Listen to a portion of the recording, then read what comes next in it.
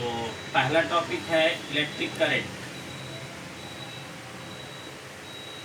इसमें आपको जो भी पढ़ना है वो हम पॉइंट बाय पॉइंट पढ़ाने जा रहे हैं। जिसमें पहला है डिफिनीशन। तो बदल दो।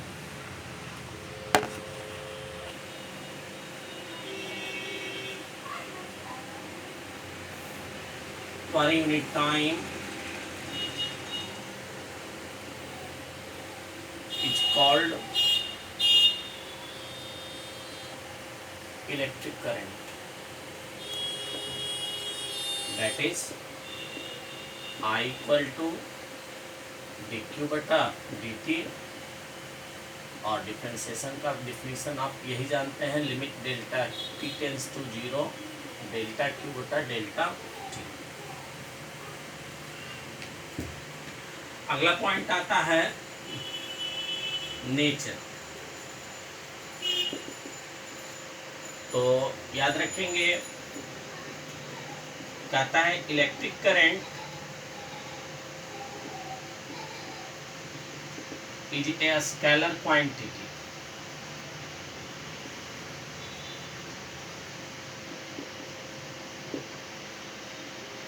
Now it has both direction and magnitude।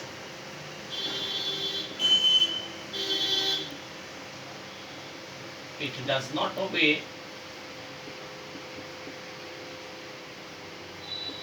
the law of vector addition।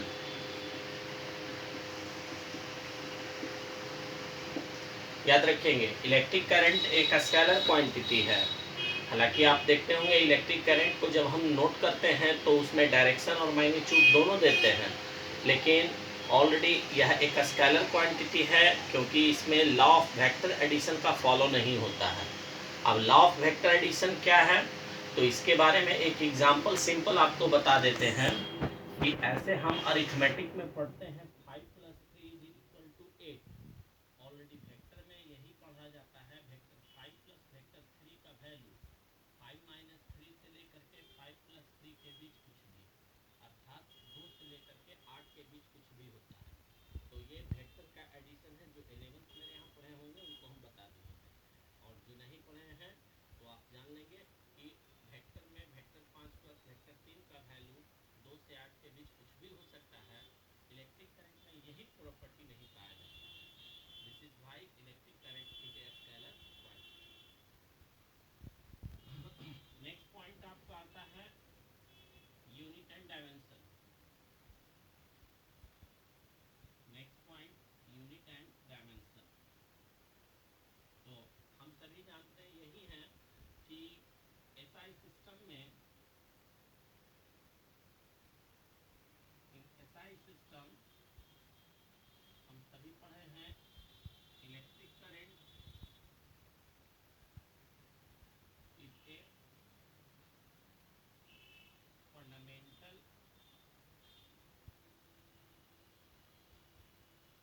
Physical quantity.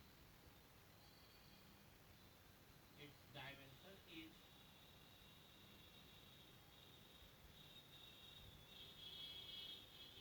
Capital I and SI unit is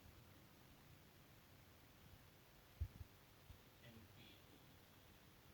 In CBS system,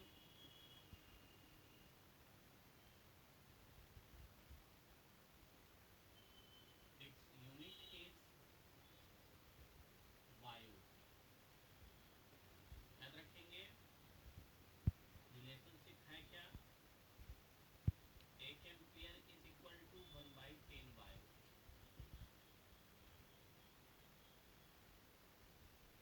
next point, effect of current.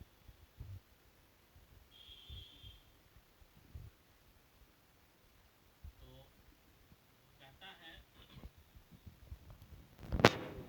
There are 3 effect of current. Effect of current, पहला जिसको हम कहते हैं thermal effect, इसके बारे में जानकारी दिया था, जूल्स लॉ से होता है, पढ़े होंगे सब लोग, H=I²RT। दूसरा केमिकल इफेक्ट, जिसके बारे में जानकारी हमको मिलता है फैराडे लॉ से, केमिस्ट्री में ये आप लोग पढ़े होंगे फैराडे लॉ, तो आपको पढ़ाया गया होगा Q = G और से मैग्नेटिक इफेक्ट। तो आपको सिलेबस में मेनली रूप से मैग्नेटिक इफेक्ट पढ़ना है, तीसरा नंबर। पहला तो पढ़ना नहीं है, इसलिए इसको उतना चर्चा नहीं होगी। तीसरा चैप्टर में मैग्नेटिक इफेक्ट पर ही विशेष रूप से बात होगी। Next point,